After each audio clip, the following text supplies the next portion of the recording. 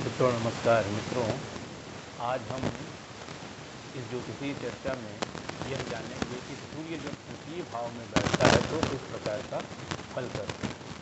तो मित्रों, सूर्य जब तृतीय भाव में बैठता है तो दो प्रकार के फल करता है। एक तो विशिष्ट फल करता है और एक सामान्य फल करता है। सामान्य फल कमोबेश सभी राशियों के लिए, सभी लग्नों के लिए बराबर होते हैं, लेकिन कुछ विशिष्ट फल होते हैं जो लग्न के साथ बदल जाते हैं। तो हम विभिन्न लग्नों के लिए सूर्य को तृतीय भाव में बिठाकर देखेंगे। तो मित्रों, सबसे पहले हम बात कर लेते हैं जो सामान्य फल होते हैं सूर्य के तृतीय भाव में बैठने की, उसकी बात करते हैं। तो सूर्य जब तृतीय भाव में किसी के भी कुंडली में बैठता है तो वो सामान्यतया वह व्यक्ति का जो शरीर होता है वह बलिष्ठ होता है, उसमें साहसी होता है वह जातक, वह कर्मठ और ईमानदार होता है। इसके अलावा एक विशेष बात ऐसे व्यक्ति के अंदर होती है कि वह आडंबर में विश्वास नहीं करता। तो कभी कभी ऐसे लोगों को लोग नास्तिक भी समझने लगते हैं, परंतु वह नास्तिक नहीं होता है। ऐसा जातक जिसके तृतीय भाव में सूर्य बैठा हुआ है वह नास्तिक नहीं होता है, लेकिन वह आडंबरों पर विश्वास नहीं करता। वह तार्किक होता है और हर बात पे यकीन करना नहीं चाहता। इसलिए लोग कर्मकांड के मामले में जो धार्मिक रिचुअल्स हैं, तो हर धार्मिक रिचुअल को फॉलो नहीं करता है। तो कभी कभी ऐसे लोगों को लोग नास्तिक समझने लगते हैं। तो मित्रों, जो भी क्रूर ग्रह होते हैं वह उपचय भाव में अच्छा फल करते हैं। सूर्य भी उपचय भाव में अच्छा फल करता है। 3, 6, 10 और 11 कुंडली के उपचय भाव कहे जाते हैं। तो तीसरे भाव में सूर्य अच्छा ही फल करता है, लेकिन लग्न के साथ जब लग्न बदलता है तो तृतीय भाव में राशि बदल जाती है। तो इस प्रकार सूर्य के फल भी बदल जाते हैं। तो जो सामान्य फल बताए गए हैं उसमें बहुत कुछ परिवर्तन आ जाता है। तो आइए अब हम बारी बारी से विभिन्न लग्नों के लिए सूर्य के तृतीय भाव में फल को देखते हैं। तो सबसे पहले चर्चा करते हैं मेष लग्न वाले जातकों की। यदि मेष लग्न की कुंडली है तो सूर्य 5वें भाव का स्वामी होकर तृतीय भाव में मिथुन राशि में विराजमान हो जाता है। तो ऐसा जातक साहसी होता है, बलिष्ठ शरीर का होता है, कुशाग्र बुद्धि होता है, उसकी भाषा बहुत ही ओजपूर्ण होती है। ऐसा जातक बुद्धिमान होता है, पढ़ाई लिखाई में उसका मन लगता है, अच्छी शिक्षा प्राप्त करता है और अपने भाई बहनों के साथ अच्छा व्यवहार करता है। मित्रों, यदि वृषभ लग्न की कुंडली है तो चौथे भाव का स्वामी सूर्य तृतीय भाव में विराजमान हो जाता है। तृतीय भाव में ऐसी अवस्था में कर्क राशि पड़ती है। कर्क राशि का स्वामित्व तो चंद्रमा के पास है, जो कि सूर्य का परम मित्र हैं। दोनों ही एक दूसरे के परम मित्र हैं, पारस्परिक मित्र हैं। तो यह एक शुभ स्थिति है। ऐसे में जो जातक के भाई बहन होते हैं वह बड़े प्रभावशाली होते हैं और जातक उन भाई बहनों का जो प्रभाव है, उनका जो जीवन भर उनके प्रभाव को महसूस करता है, उससे लाभान्वित होता रहता है। ऐसे जातक को ज़मीन और मकान का सुख प्राप्त होता है। जातक अपनी माता जी का कृपा पात्र भी होता है।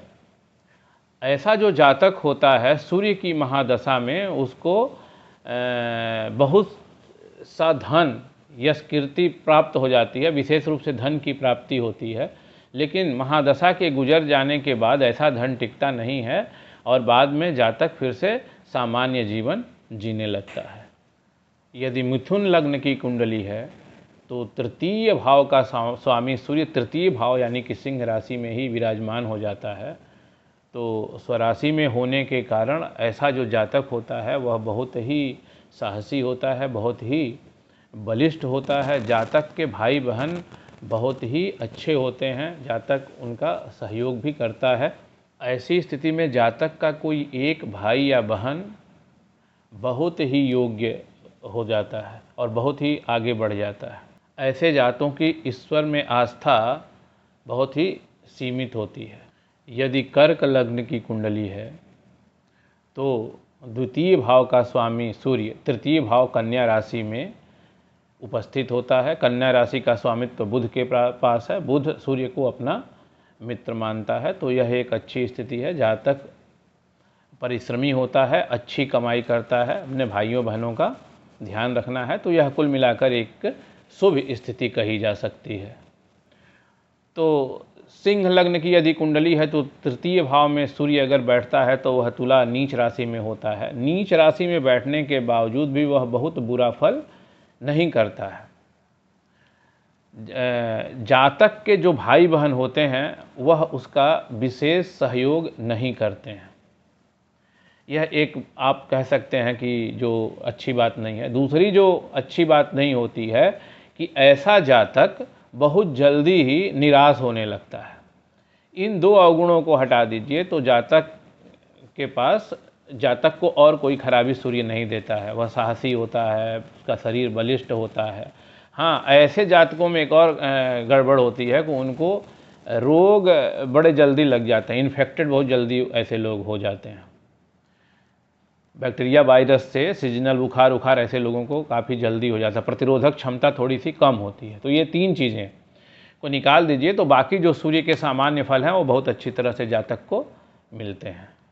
और मित्रों, यदि कन्या लग्न की कुंडली है तो 12वें भाव का स्वामी सूर्य तृतीय भाव में वृश्चिक राशि में स्थित होता है।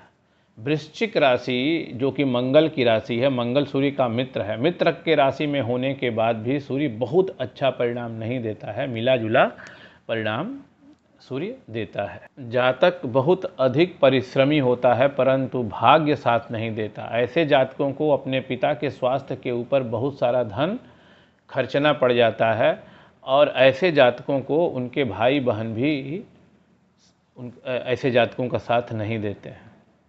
मित्रों, यदि तुला लग्न की कुंडली है तो सूर्य एकादश भाव का स्वामी होकर तृतीय भाव धनु राशि में विराजमान हो जाता है और यह एक बहुत ही शुभ स्थिति है, क्योंकि सूर्य धनु राशि में जब बैठता है तो उत्कृष्ट फल करता है। यह एक बहुत ही उत्तम स्थिति है सूर्य के लिए। सूर्य चाहे कहीं भी किसी भी खाने में यदि धनु राशि में बैठ जाता है तो बहुत ही उत्कृष्ट फल करता है। तो मित्रों, यहाँ पे जो सूर्य के सामान्य फल बताए गए हैं वो तो सूर्य देता ही देता है। ऐसा जातक विदेश में रह के बहुत सारा धन अर्जित करता है। ऐसा जातक बहुत ही अधिक उदार होता है। ऐसा जातक अपने भाई और बहनों के लिए पैतृक संपत्ति भी छोड़ देता है। मित्रों, यदि वृश्चिक लग्न की कुंडली है तो 10वें भाव का स्वामी सूर्य तृतीय भाव मकर राशि में स्थित हो जाता है। मकर राशि सूर्य को बिल्कुल भी सूट नहीं करती। शनि की राशि है ये, शत्रु की। यहाँ पे सूर्य सही पूछिए तो तुला राशि से भी अधिक पीड़ित हो जाता है। तो यहाँ पे सूर्य बहुत अच्छा फल नहीं करता। जो सूर्य के सामान्य फल बताए गए हैं उसमें तो भारी कमी आती ही आती है। साथ ही साथ बहुत से लोगों से शत्रुता हो जाती है, भाग्य भी कमज़ोर ही रहता है। यदि धनु लग्न की कुंडली है और सूर्य तृतीय भाव कुंभ राशि में विराजमान हो जाता है तो यहाँ भी सूर्य बहुत ही ऐसी स्थिति में भी सूर्य बहुत अच्छा फल नहीं करता है। पिता का आयु को जो है घटा देता है और जो जातक को बात बात में बहुत अधिक संघर्ष करना पड़ता है। तो ये बहुत अधिक शुभ स्थिति नहीं है जातक के लिए। ऐसी स्थिति में जातक को भाई बहनों का सहयोग भी कम ही मिलता है। भाई बहनों से भी झगड़े पगड़े होते रहते हैं। यदि मकर लग्न की कुंडली है तो अष्टमेश सूर्य तृतीय भाव में विराजमान हो जाता है। तो ऐसे में जातक को बहुत ही अच्छी उम्र प्रदान कर देता है। जातक बहुत अधिक प्रभावशाली होता है परंतु एक ही कमी होती है कि जातक को का भाग्य कम साथ देता है। कठोर परिश्रम से उसको सफलता अवश्य मिलती है। दोस्तों, यदि मकर लग्न की कुंडली है तो सप्तमेश सूर्य तृतीय यानी कि मेष राशि में विराजमान हो जाता है, जो सूर्य की उच्च की राशि है। तो यह एक बहुत ही शुभ स्थिति है। जातक उच्च आदर्शों का पालन करता है, वह बहुत ही अधिक प्रभावशाली होता है, बड़े बड़े बिजनेसेस को और बहुत बड़े बड़े पदों को संभालता है। जातक रूढ़िवादी बिल्कुल नहीं होता है, जातक अपने भाई बहनों का सहयोग प्राप्त करता है। मज़ेदार बात यह है कि ऐसे जातकों का भी भाग्य अधिक साथ नहीं देता, परंतु ऐसे जातक इतने साहसी कर्मठ होते हैं कि वह अपने कर्मों से अपने भाग्य को पलट देते हैं और बहुत ऊंचाई को प्राप्त हो जाते हैं, बहुत ऊंचाई तक पहुंचते हैं, ग्रोथ करते हैं जीवन में। तो यदि मीन लग्न की कुंडली है तो छठवें भाव का स्वामी सूर्य तृतीय भाव में वृषभ राशि में उपस्थित होता है। तो ऐसी जो स्थिति है सूर्य की वो बहुत अधिक शुभ नहीं है। जातक के भाई बहन बीमारियों से हमेशा परेशान रहते हैं, बीमारियों से व्यथित रहते हैं। ऐसे जो जातक होते हैं उनके भाई बहनों के साथ पैतृक संपत्ति को लेकर विवाद रहता है। जातक को स्वयं कान की बीमारी होने की संभावना, कर्ण रोग होने की संभावना रहती है। तो मित्रों, हमने चर्चा की सूर्य के तृतीय भाव में विराजमान होने का फल, किस तरीके से वह विभिन्न राशियों में यदि तृतीय भाव में विराजमान है तो किस प्रकार के फल करता है। लेकिन जो ये फल बताए गए हैं ये सूर्य के तीसरे भाव में विराजमान होने के फल हैं।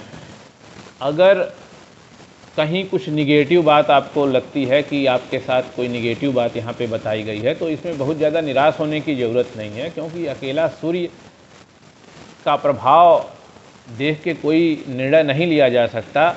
सूर्य के साथ किस ग्रह का युति संबंध है, कौन सा ग्रह सूर्य को देख रहा है, इन सब बातों का भी ध्यान रखना पड़ता है। कोई भी निगेटिव बात, कोई भी खराब बात यदि बताई जाती है और साथ में अगर कुंडली में किसी के बृहस्पति की दृष्टि सूर्य के ऊपर पड़ जाती है तो वह सारी निगेटिव बातों में बहुत अधिक कमी हो जाती है। मान के चलिए कि 75% निगेटिव बातें समाप्त हो जाती हैं, 25% ही बचती हैं। थोड़ी बहुत निगेटिव बातें तो बची रह जाएंगी, लेकिन उसमें पॉजिटिव एस्पेक्ट 75% जुड़ जाते हैं। तो इस तरीके से फलाफल समझना चाहिए। तो केवल किसी एक ग्रह को अगर किसी एक ग्रह की स्थिति से कोई खराब बात निकल के आती है तो ऐसा नहीं है कि वो एकदम पत्थर की लकीर है, उसमें और भी ग्रहों का किसी शुभ ग्रह की दृष्टि पड़ जाए। बुध सूर्य के साथ हो, जनरली बुध होता ही सूर्य के साथ है, बहुत लोगों की कुंडलियों में होता है, क्योंकि बुध और सूर्य के बीच में दूरी ज़्यादा नहीं है। बुध जो है वो इनर प्लैनेट है, सूर्य के सबसे नज़दीक चक्कर बुध ही लगाता है। तो ज़्यादातर कुंडलियों में बुध हमेशा सूर्य के साथ ही होता है। तो बुद्धादित्य योग जब बनता है तो सूर्य के बहुत सारे जो क्रूर फल हैं वो अच्छे फलों में परिवर्तित हो जाते हैं। इसके अलावा यदि बृहस्पति की दृष्टि पड़ जाती है, शुक्र की दृष्टि तो पड़ नहीं सकती है, क्योंकि शुक्र सूर्य के बहुत ही नज़दीक होता है, तो ज़्यादा से ज़्यादा दूसरे या तीसरे भाव में स्थित होता है। लेकिन बृहस्पति की अगर दृष्टि पड़ जाती है तो ये बहुत ही अच्छा हो जाता है सूर्य, चाहे कितना भी बुरा बैठा, भले ही वह तुला राशि में या फिर मकर राशि या कुंभ राशि में भी बैठा होगा, तब भी बहुत से अच्छे फल करने लगता है। तो मित्रों, अभी के लिए बस इतना ही। बहुत जल्दी ही एक नए वीडियो के साथ आपके समक्ष पुनः उपस्थित हो जाऊंगा। अगर आपने इस चैनल को सब्सक्राइब नहीं किया है तो सब्सक्राइब अवश्य कर दीजिए। धन्यवाद।